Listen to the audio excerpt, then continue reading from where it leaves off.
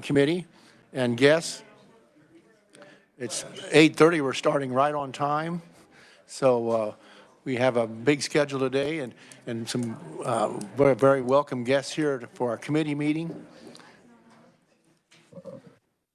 Can you hear me all right? We're talking too much.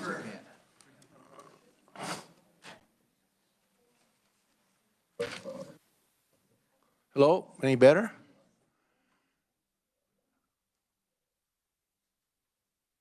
Try it again. Is the microphone working? Okay. All right, that's better. So we're starting just about on time. Welcome, everyone, the committee and special guests today. We have tried to put a lot of information in an hour's time, which we are glad to have an opportunity to do that. We appreciate those who drove a long ways to come here and talk about water issues and those kinds of things. So we want to acknowledge that we appreciate that very much, and the issues are really important for us and you too. So we'll start at our first presenter is Don Bueller from the Water Office, and then I just want to inform you at 9 o'clock you will have to exit to the next water meeting. So welcome to the committee. Good morning, Mr. Chair. Good morning, committee. Thank you for the opportunity to present this morning. I am with the Kansas Water Authority. We are the volunteer arm, if you will, of the Kansas Water Office. There are regional advisory committees, and the Water Authority is made up of 24 people, 13 of which are voting members of the Water Authority and are appointed, and the other 11 are ex officios.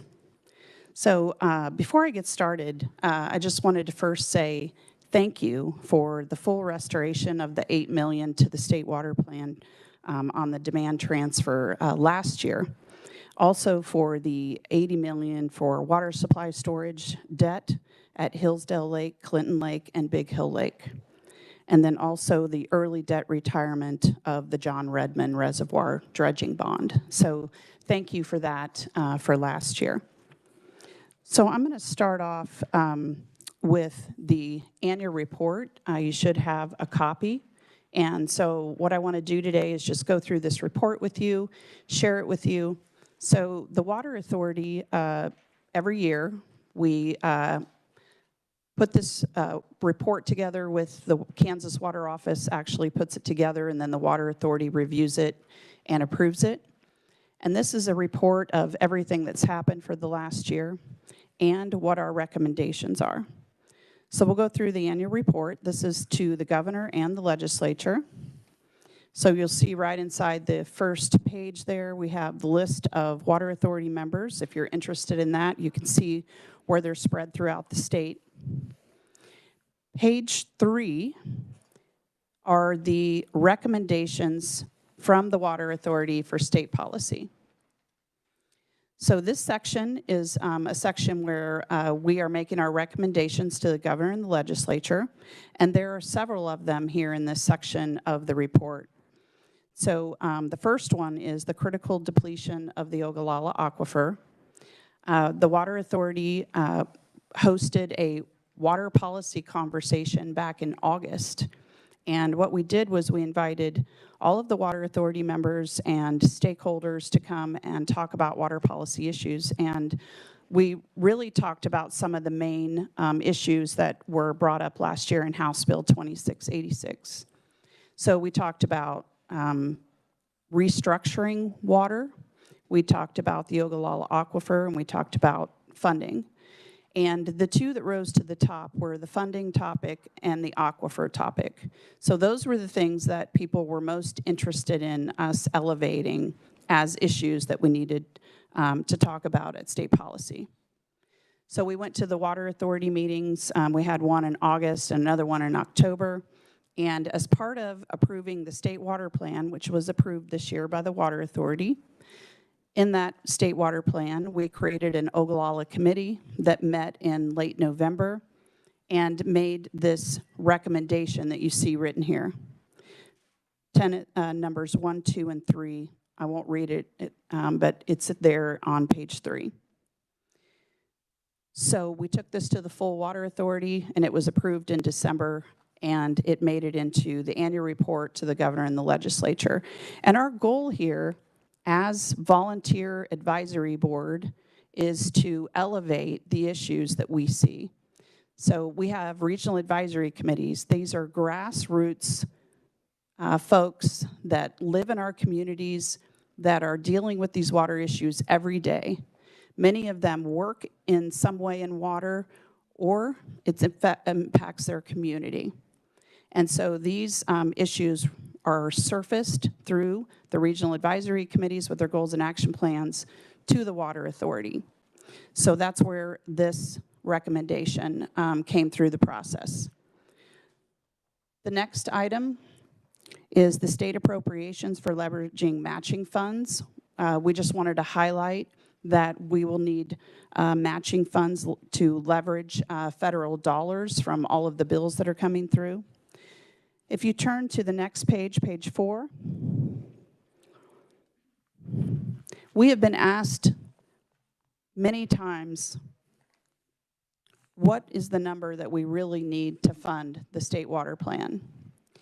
So for years, we've been saying we need $8 million, which is the statutory number of the demand transfer from the general, from the funds. So that number is a number that was in the statute, but it doesn't fully fund the state water plan. The state water plan is big and it's comprehensive, and there's a lot of programs that we need to get on the ground to solve a lot of our water quality and water quantity issues. So the agencies collaboratively went together and put together some numbers. And so the number is $69 million. That's the number that we believe we need to fully fund the state water plan. Page 5. This is the state water plan fund recommendations. And then the expenditure recommendations on page 6.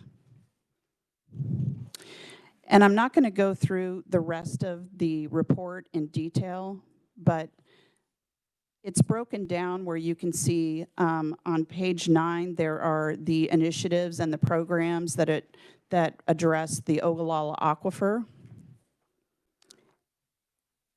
And then on page 12 is where we begin the programs that address reservoir water supply and sediment management, such as the problems at Tuttle Creek Reservoir. And then on page 17, we have water quality initiatives. These are programs that address water quality issues. And then the last one is page 24. These are statewide water issues. So the report is broken down into these different type of issues. I think it helps us to understand better how the programs are implemented and where the dollars are going. So I also want to point out that in Governor Kelly's budget that she recently released, she did recommend the full statutory funding of the $8 million into the state water plan, but she also included $53 million of state general fund in FY23 for debt retirement that would eliminate 2 remaining reservoir debts related to Milford and Perry reservoirs. This payment would save the state $29.4 million in interest payments, and this payment would pay off the entire remaining reservoir debt for the state of Kansas. And this is what's really important. It locks in the control of the water for the state of Kansas. So we would control the water if we paid off these 2 remaining reservoirs. So with that, I've highlighted the annual report for you. I'd stand for questions if you have any questions about the report. I do have Director of the Water Office, Connie Owen, with me, just in case I can't answer any of your questions. Good morning. Senator Dahl. Thank you, Mr. Chairman. Throughout this book, I went through it really quick. Is it broken down anywhere where we're talking about aquifers versus reservoirs? Yes, yes. If you go to page 9, There are the Ogallala Aquifer initiatives, and so the next few pages show you the programs that are dedicated to that. And then on page 12, it's reservoir, water supply, and sediment management, and then you'll see those sections. Thank you. You're welcome. Other questions, committee? Senator Francisco. Thank you, Mr. Chair, and thank you for being here. You mentioned the payoff of the debt for the two reservoirs. And I know that probably we will also look at what the interest rates are on that money. So how does that compare to inflation? If we're paying off debt now and it might cost us less in the future. I'd be interested in knowing that. And then the other question is, there is a funding source for some of that debt from the communities that use that water. What will happen to those funds once these reservoirs have paid off? Okay, thank you. I'm going to have to punt that to Director Owen. Is that okay? Okay, thank you. Welcome to committees. Thank you, sir. I'm Connie Owen, the director of the Kansas Water Office. And the questions about the reservoir debt, the remaining debt is future use storage, which means there is not yet a contract to pay for that. However, because of the $53 million that was paid off last year, the existing contracts that we have are providing revenue, which they were before, but because that 53 million, or I'm sorry, 80 million last year was paid off, then we have the ability to service this $53 million debt. So we can pay it off with existing revenue over time according to the contract by the payoff date.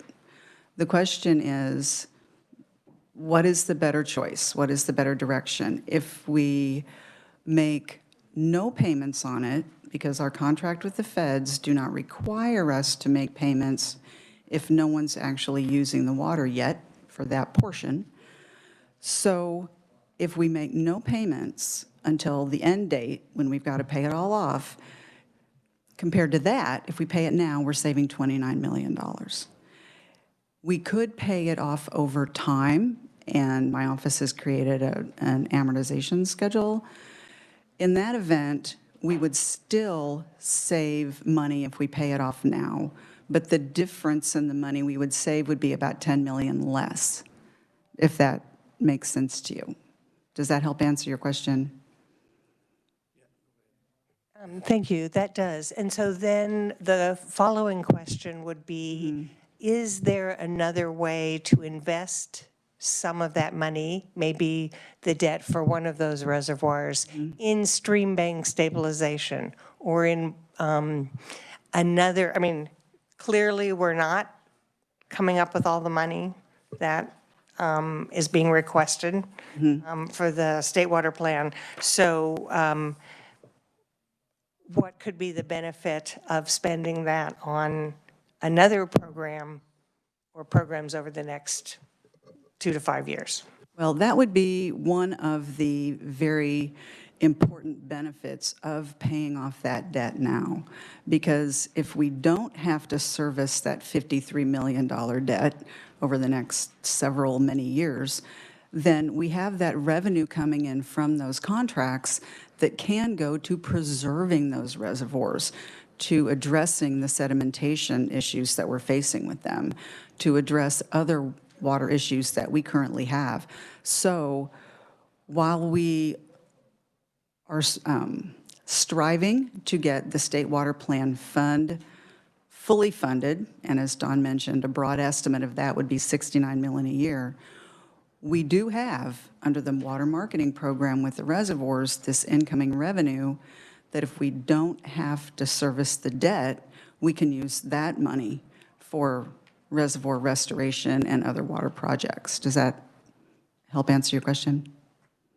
That certainly answers the question. And then I think, again, it's, do we do the reservoir projects now, or do we wait as that money comes in? So Indeed. thank you. I had a question before you, Connie.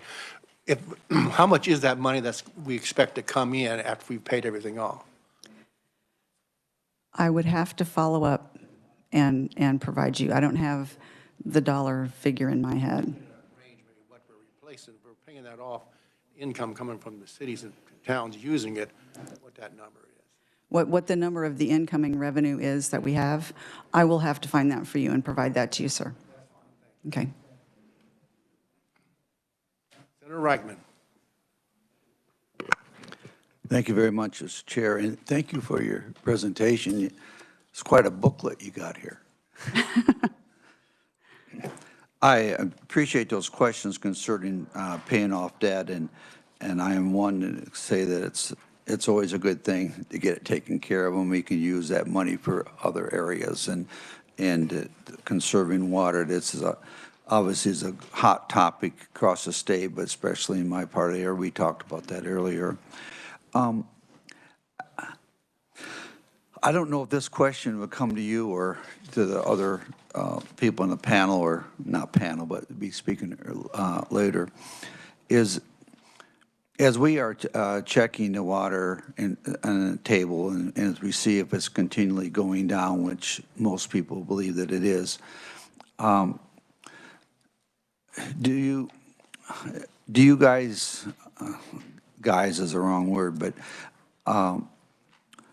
do you have some recommendations in the background in which the farmers and people in the state can get a hold of this situation of the water, at least stop what was going on? And we talked a little bit about that before, but I was wondering if you could address that a little bit for the group. Thank you. Sure. Thank you, Senator. I'm going to take you to page 3, which is the Water Authority recommendations and the critical depletion of the Ogallala Aquifer.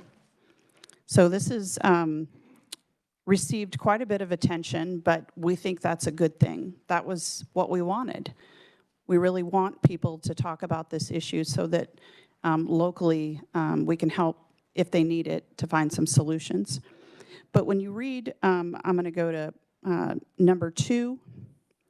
I'm not going to read the whole thing, but it says, a formal collaborative process is needed to establish data-driven goals, metrics, and actions to halt the decline of the Ogallala Aquifer while promoting flexible and innovative management within a time frame that achieves agricultural productivity, thriving economies, and vibrant communities now and for future generations of Kansans. That right there is the recommendation from your advisory water authority. And our recommendation is that there is a collaborative process that should engage state agencies, regional advisory committees, local stakeholders, groundwater management districts, and the Kansas Water Authority. And in a nutshell, that's everyone. So how do we engage everyone to do that? And I think that you're fortunate that you're going to get a presentation after me from the groundwater management districts on LEMAs, the local enhanced management area. That's one of the several tools that folks can use, but there are others. And so we're going to flip to, I'm so glad that they put this by initiative. We're going to go to Ogallala Initiative, page 9. So the very first item there is a water conservation area. That's a program that landowners can do to conserve water, and they can do it individually, I believe. They don't have to do it as a group. Correct. I have to double check. But the LEMA, the local enhanced management area, is where a group of people get together and decide that they want to collectively conserve water. And so I'm not going to say any more about that because you're going to get a presentation on that.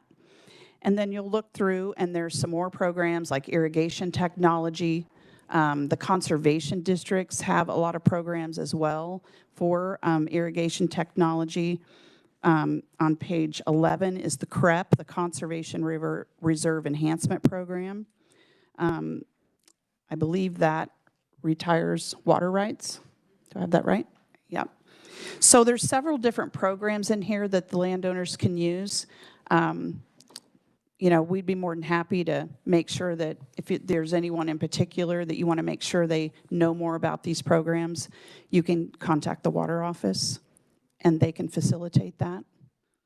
But I think there's a lot of programs to help them at least get started. Thank you very much. That's very helpful. You're welcome. Any other questions? Senator Francisco. Thank you, Mr. Chair. I just wanted to mention the Arbuckle study, and we did ask in Utility Committee questions of Ed Cross because we understand that Cuyahoga is overseeing that. He said that they did want to work to make sure that this happens. He said there were some problems with either wells that were too small. But if the Water Office or the Water Authority have any recommendations for what the next steps might need to be for the Arbuckle, and if there needs to be collaboration. That's what we were talking about for the aquifer. I think that we need the same on this Arbuckle study. Absolutely, collaboration. And I'm going to ask Director Owen to address that, if that's okay, Chair? Okay. Yes, Senator Francisco, thank you for asking about that. In fact, there was a meeting of the Arbuckle Study Group just within the last week and a half. And the Geological Survey has been proceeding with a variety of options and strategies going forward to get the data that's necessary for the methodology and the measurements. We had a very good collaborative meeting with the Geological Survey and KDHE and the KCC and the oil and gas stakeholders. And so there are reports that are going to come out very soon about what has been studied and analyzed so far.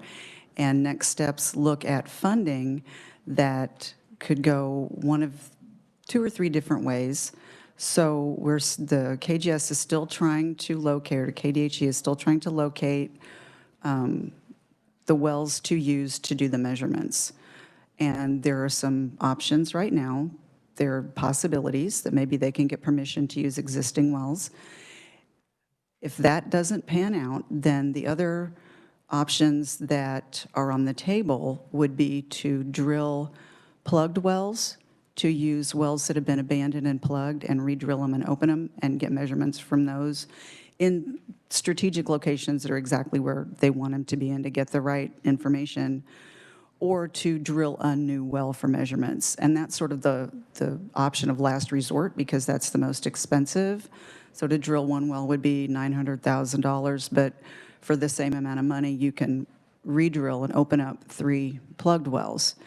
So the focus in that regard would be in the Equispeds to try and target that information first. The idea, of course, is ultimately to have a wider network to understand what's happening in the Arbuckle, what can we expect, what's really going on, so that we have the data, so that the experts can say, do we have problems? If so, what are they, and what do we need to do about them? So the Arbuckle study is going forward, and there will be a report issued, I think, within a month that will help us move forward.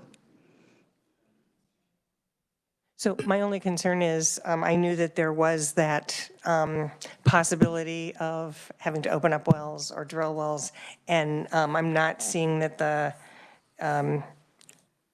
recommendation for of 200 or I guess just 150,000 would cover that cost.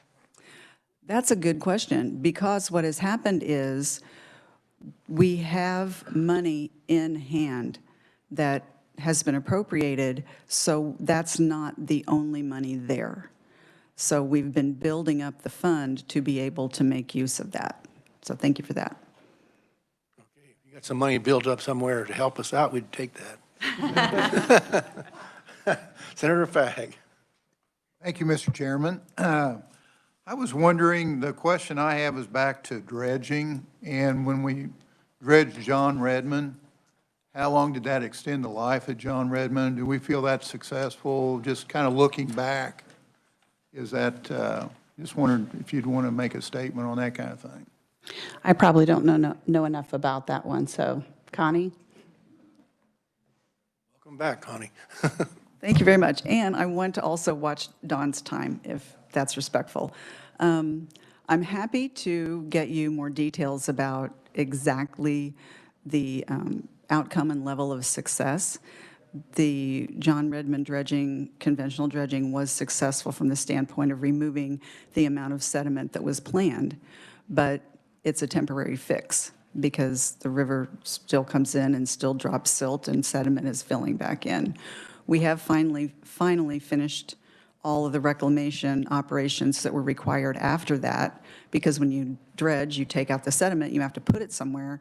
So we had a number of agreements and contracts to rehabilitate the property where the sediment was placed, and that has finally been closed out, and those contracts have been met, and the land has been reclaimed. But I'd be happy to find out maybe exactly how much time that bought us, but it's, as I said, it's a temporary fix. Senator Dahl, we have one more question for Dawn. Thank you, Mr. Chairman. I've talked to a number of farmers in my district and such, and something that they're concerned about is in the past they have voluntarily reduced their usage. Their concern is when we require them to reduce, they're already reducing. What can I tell them to reassure them that they're not going to be punished on that? Because they're trying to do the right thing. Right, right. Well, I think what the Water Authority wants is to, have a process where we have to recognize that there are places in the state where conservation is already occurring. And you're going to hear from two of them as soon as I'm done. And there's some really, really great work being done on the aquifer. And so we have to recognize what folks have already done. And you're right, not punish them in any way. But the process that the Water Authority is interested in is creating a collaborative process where everyone participates and we recognize the work that's already being done. So where it's already being reduced, there's recognition of that good work that they're already doing. But there are some places where there's not anything being done, and there's a lot at stake. And so we need to continue the conversation and figure out the best path forward. And I'll be honest with you, I don't know what that path is. That's why we're making the recommendation to the governor and the legislature to elevate the conversation so that you all can talk about it. And maybe collectively with all of us, we can come up with some ways to help folks. No one wants to punish them. They want to help them. Help them find a way to conserve so that their kids and grandkids can continue to live there and their communities can thrive. I mean, that's the goal, right? Yeah. I think we're out of time right now, so Okay. Thank you very much, Dawn. Thank you. And Thank you to the committee. helpful too, so we'll Okay.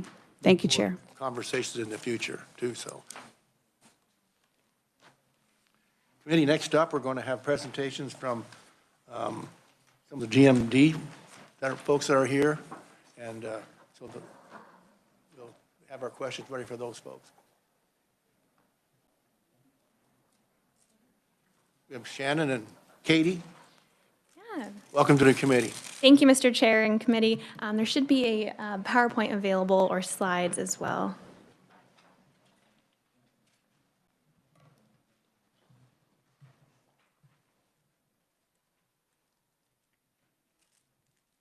And GMD 1. Yeah. Thank you.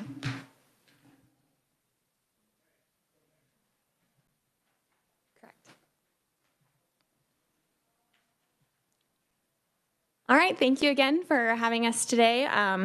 As was just presented on, there's some very important issues going on, not only in western Kansas, but all over the state in regards to water. And today we're going to talk briefly about GMD 1, Groundwater Management District 1 in western Kansas, the 5 counties that we represent, and some of the conservation work that we've been working on for the last several years.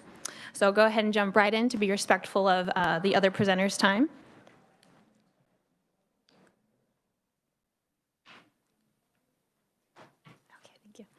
So briefly, I'll kind of overview the district in its whole. So Western Kansas Groundwater Management District number 1 has a lot of forage and grain production, a lot of corn, milo, wheat, and triticale, covering about 1.1 million acres and about 150,000 acres of irrigated land. We have tremendous beef and dairy industry as well within that community, encompassing over 20 feed yards and 3 major dairies, including a large supplier for Dannon yogurt. Additionally, we also have pork production with Seaboard Farms and several communities throughout the 5 counties responsible for domestic and municipal water supply.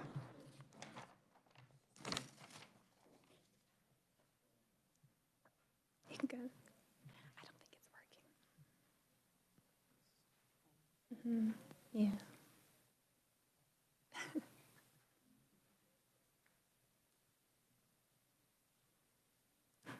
All right, thank you. Established in 1973, GMD1 encompasses Wallace, Greeley, Wichita, Scott, and Lane counties.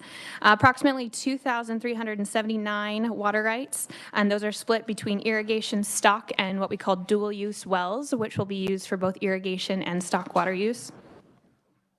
The historic role of the GMD has primarily been focused on promoting conservation. Historically, they've worked on a weather modification program that ran for over 20 years until its recent suspension in 2016. That was a cloud seeding program focused on hail suppression and encouraging rain events throughout the region. We also have cost share and irrigation efficiency technology programs. That program allows for producers to apply for cost share for irrigation technologies such as moisture probes, bubblers, automated systems, and any sort of AgSense subscription renewals, things of that sort, anything that helps with enhanced management on the field. That pertains particularly to LEMA implementation and tools that are made available for producers to help make that transition more viable and economically friendly during that transition to a new type of management style. Additionally, public outreach and education is tremendously important. There are a lot of really wonderful agencies that are working to promote conservation, whether it's the Department of Conservation, the Kansas Water Office, the Water Authority, the local water districts, rural water districts, and so many others that are very just innately focused on trying to help make tools available for producers. And so rounding all that information up and making it available through newsletters, outreach, roundtables is crucial and an important element of the board's responsibility to the communities. So this is just a brief map that will show the different groundwater management districts throughout the state of Kansas. So you'll see GMD 1 there near Scott City. It was the first GMD that was established, again in 1973. Largest municipality is Scott City, Kansas, at approximately 4,000 people in 2021. You know, fairly small and has some significant domestic well users and municipal concerns as well. And that's one of the main outreaches of the board in their 2023 initiative, is to make sure that municipal and stock water are being appropriately addressed in their concerns about water concerns and water quality and quantity moving forward into the future. So one of the words you've heard quite frequently are LEMAs, or locally enhanced management areas. The the aspect that is so important of LEMAs is promoting the local control and strengthening the grassroots solutions. And that is constant communication between the municipalities, the board of directors, the stock water right holders, the irrigators, the dryland farmers, and all individuals who have stake and interest in promoting water savings for the future.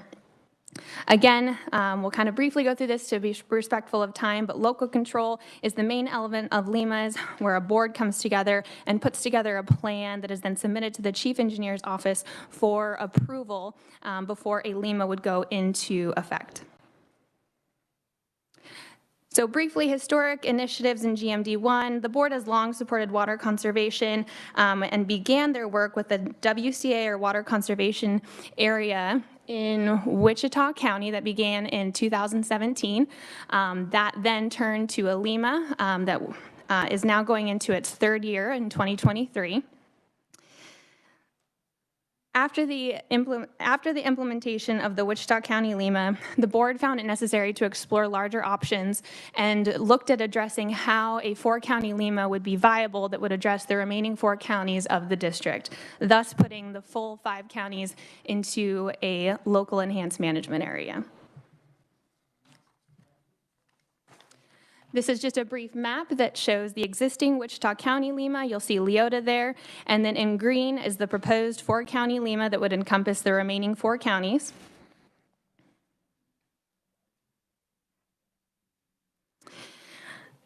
So this is Brian Bauk. He is the Wichita County representative on the board of directors, and his farm is totally within the Wichita County LEMA.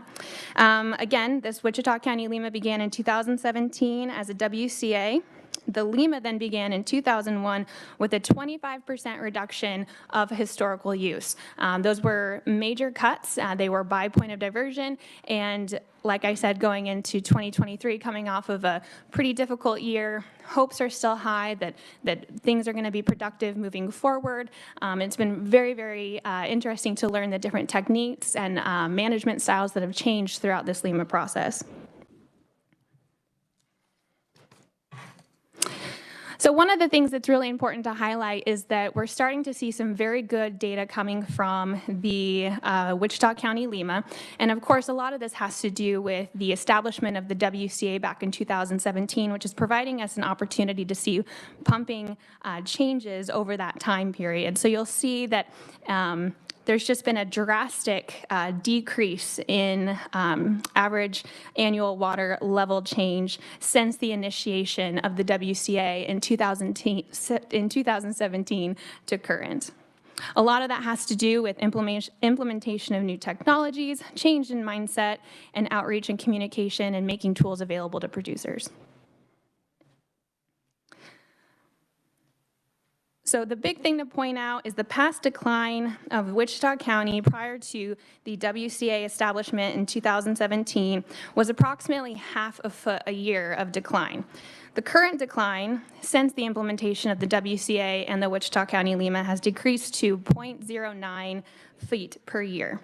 That's a tremendous change, especially when you look at the normal year approximate needed sustainability percentage is hovering around 29%, and the current trends of reduction are at 28%.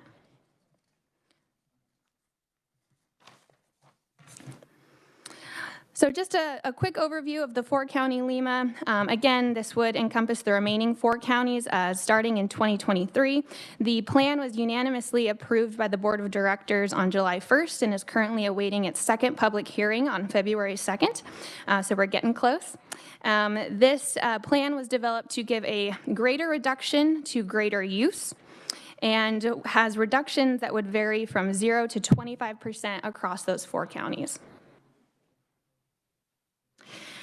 So the importance of public outreach, just to quickly highlight, May 2022, county outreach meetings took place in Wallace, Scott, and Lane counties.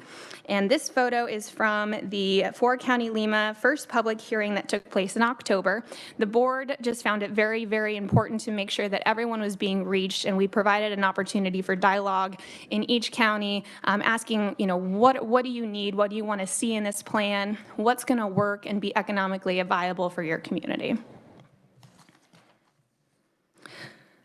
So just some real quick points. Key roots or key aspects to grassroots solutions is outreach. It's outreach and communication, making sure there's a constant line of communication between the board of directors and the community, whether it be the municipalities, the stock water right holders, the feed yard owners, the irrigators, the dryland farmers, making sure that everyone is on board with the conversation. In 2023, we have over 14 public outreach events planned for the year, including roundtable events and board meetings specifically focused on targeting stock water right holders and municipal communities as well. Other planned outreach that has been discussed, DOC, NRCS training days, technology farm, work with Northwest Tech University and other partners, additional grant work, and then the implementation of possibly discussing rural water districts and how we can enhance our communication with making sure people understand the cost share that is available to them, not only through the district, but DOC and local districts as well. And then lastly, just to kind of highlight, these photos are from the city, the Scott City City Administrator. This is what it's all about. And these are the people in the communities that these programs directly benefit and directly help make that future generations can be farmers and can be ranchers in Western Kansas. And the work that we do right now as a local community from the grassroots perspective is imperative in making sure that these people have the ability to continue living and working in these communities. And so with that, I thank you for your time and take any questions or turn it over to Ms. Kenyon. Thank you, Katie. We'll do GMD 4. Perfect. Then we'll have questions from everybody. So Thank you, Mr. Chair. thank you for your presentation. Welcome to the committee, Shannon. We're glad you came up all the way up here. Good morning, and thank you, Chair. Thank you, members of the committee, for having me today. I also have a presentation that was up there. Okay. Today I'm going to discuss some of the GMD4, the overview and conservation efforts, as well as the challenges that we face up in Northwest Kansas. Next slide, please. Similar to what Kate had put up here, this is a map. We are GMD4, which is in the blue area up there in Northwest Kansas. So you can see we encompass a little bit larger area, but we have many of the same, very similar aspects to the district and what occurs in that area. Next slide, please. Here's our GMD4 mission statement, and I feel that this is extremely important. The Board of Directors has adopted this and continue. In fact, I think it's so important. I've got it plastered on the wall right as you walk in the front door, just to remind the board members as well as any of our stakeholders that come in to visit us that this is what we're all about. And that is the purpose of the district is proper conservation and management of the groundwater resources. It is also to provide local landowners and water users with the ability to be directly involved in the process by establishing their own regulations regarding the resource. Moreover, all necessary research and education are to be conducted under local direction. Finally, the district is to cooperate with other local, state, and federal agencies in their endeavors, and I feel that we really stick to that wholeheartedly. As we've discussed earlier, we have a couple of LEMAs within our district, and those are kind of the main highlights of what we do and the biggest successes that we have. But developing those and keeping those in conjunction with our stakeholders, I kind of like to call these kind of the pillars of successful water conservation. And that's just according to Shannon Kenyon. These aren't anything that's written or published or anything like that. But with that, first of all, we have to have leadership. And that leadership has to come from, first of all, our board of directors. We have 11 of them. I have one of them here today, Shane Mann, as well as he's a producer within our area, if anybody's got any questions for him. Secondly is conversation. You have to talk about it. We have to get out in the public. We invite people. We have annual meetings. We have outreach coming up as well, and we have to have these discussions. Education as well. We have to educate everybody on what could happen, what is happening as part of that conversation. And with those, we build trust among our stakeholders. That trust is to kind of, okay, this is what we're going to do. Trust me, we can do this. And it's really developed also a sense of community to where we can put into place action such as LEMAs or any other kind of program that we come up with. And with that trust and with that action, we can make this work, and then we repeat. Next slide, please. So our efforts right now, what we're focusing on is public and agency outreach and collaboration. We've got about 15 public meetings, small community meetings planned for 2023, March, July, and November. So that information can come back to the board of directors as well as they'll be involved with that. We promote the water conservation areas. We do a lot of cost share incentives, as well as we have local enhanced management areas. Our challenges are time and resources. So with the public and agency outreach and collaboration, like I said, we're going to do 3 local water talks in 2023 in March, July, and November. We did some NRCS training as well back in October. All of this encompasses not only just we have the water office as well as the Division of Water Resources. They really help us out a lot with those. Northwest Tech College has a precision agriculture department that we work really closely with as well. The Kansas Geological Survey helps us out with this. Kansas Playa Lakes Joint Venture, I mean, all sorts of things. We've also started a municipal outreach program. But thanks to the Kansas Water Office, we were able to meet with the city of Hayes this last fall and really kind of learned how they're doing really awesome. If you haven't, they're really great about their water conservation. And we're taking some of their tips and tricks and trying to move those into some of our areas as well to kind of bring them more into the conversation. Next slide, please. The water conservation areas, like I said, this was through the Division of Water Resources. They do an excellent job of working with us and collecting the data. This came from them. And this kind of shows you just within the Stockton Field Office, the WCA areas, which are in GMD4. The first pillar there is their average historic use in acre feet. That period is for 2007 to 2018. The middle one is what they're actually allocated under their water conservation areas and what they actually pumped, diverted per year. So they're even exceeding those goals that they've set for themselves. And WCAs are strictly voluntary. We also have a cost share incentive. In 2015, when the program started to current, we have allocated $329,503 that we've put in water-saving technologies such as moisture probes, autonomous pivot, nozzle packages, telemetry, as well as an app to help producers keep track of their meter readings through TAP H2O. We also, Division of Conservation, because the water plan was fully funded, we were able to match some funds with them this summer, and we greatly appreciate that, and we're able to gobble up quite a bit of those funds to get those out for more water-saving technology. And on average, I don't have like a definite number, but I would say that these technology incentives, when implemented correctly, save about 20% savings, so by being able to monitor those with technology. So now we'll get to the real cookies and cream of this whole thing, and that's our LEMAs. Those were created in 2012 by the Kansas Legislature under KSA 82-1041.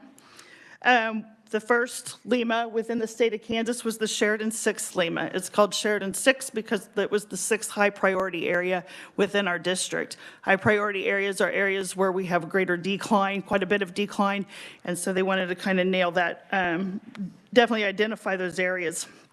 So that went from 2013 to 2017, and then it was so successful that they re-upped it for 2018 to 2022, and we've already got an order to extend that from 2023 to 2027.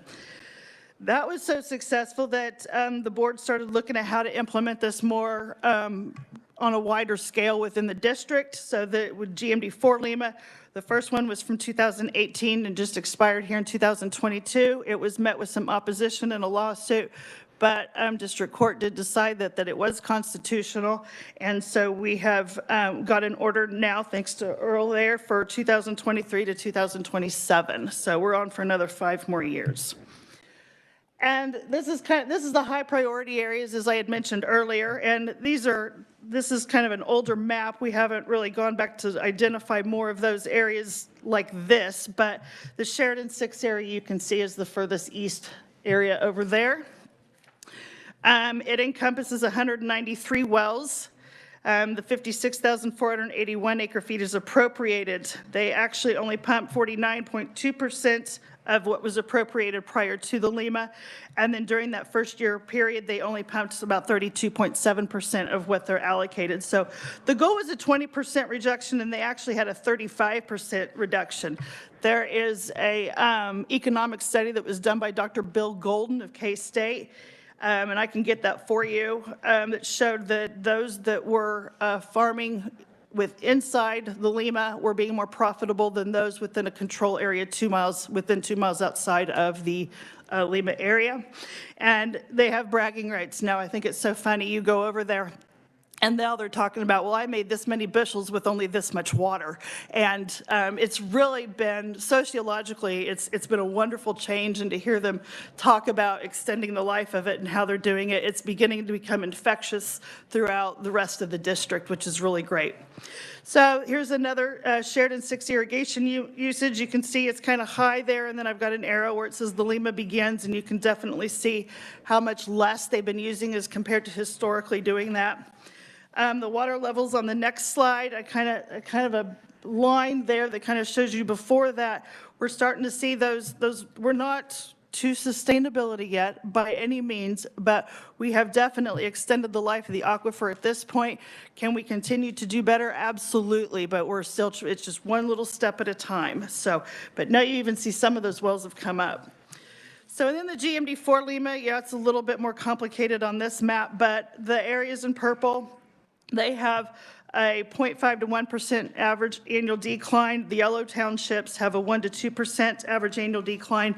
And then the red ones have over a 2% average annual decline. This was prior to the Lima, but this is how we base the water allocations for the Lima on. So I'll leave that to, it's based on township. So with that, producers are now managing their water. I sent out some postcards last summer saying this is what happens if you exceed your Lima quantity, and the phone rang off the wall. Everybody was like, I'm not going to do this. And thankfully, I don't think we did have anybody that exceeded that. So we're saving water for future use. There's actually even another group down in a high priority area that's getting together in like somebody's shop and having discussions about doing something even more restrictive in their area. So I'm kind of letting them make those discussions and those conversations now, and then when they're ready for me to jump in with data, I am armed with it. So, and the updated data on that map from the previous slide, if I was to update it, I'm not publishing it, but we have no reds, very few yellows, and very few purples. So it's showing me that we're not there yet, but we're getting there one step at a time. So the challenge is time and resources. We would really like to see you fully fund the state water plan again. That provided us with money to really help get into producers' hands. We'd like to extend that into doing some more with even some of the municipal users as well as their stock water holders. We want to continue funding for the cost share through the Division of Conservation. Local problems need targeted local solutions, and that local control is extremely important. And continue with time to do the pillars of successful water conservation. So the real success comes from those that are out in the field right now, because 98.5% of the water used comes from irrigation in our district. So we're seeing them to be more profitable. We're extending the life of the aquifer. And like they say in 4-H, we're just going to make the best better. And we can continue to do that. So any questions or anything, and I will be here all week. So thank you. Yes.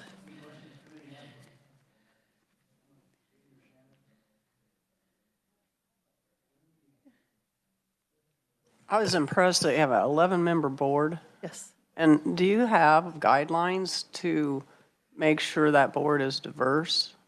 Do you have, or is it just anybody that runs and gets enough votes, they get to?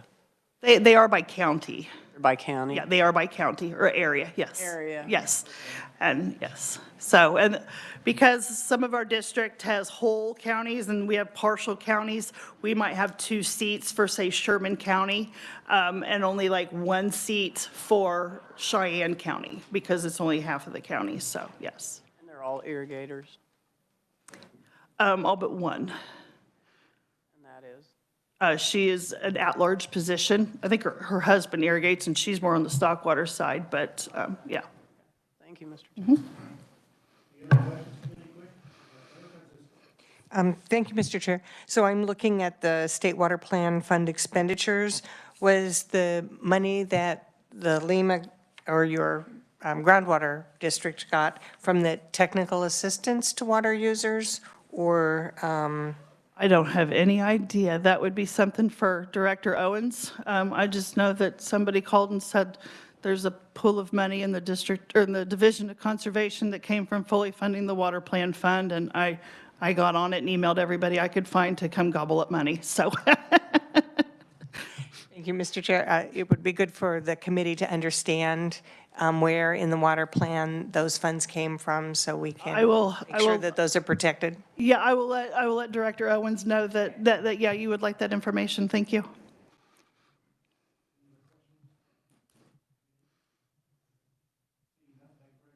Thank you.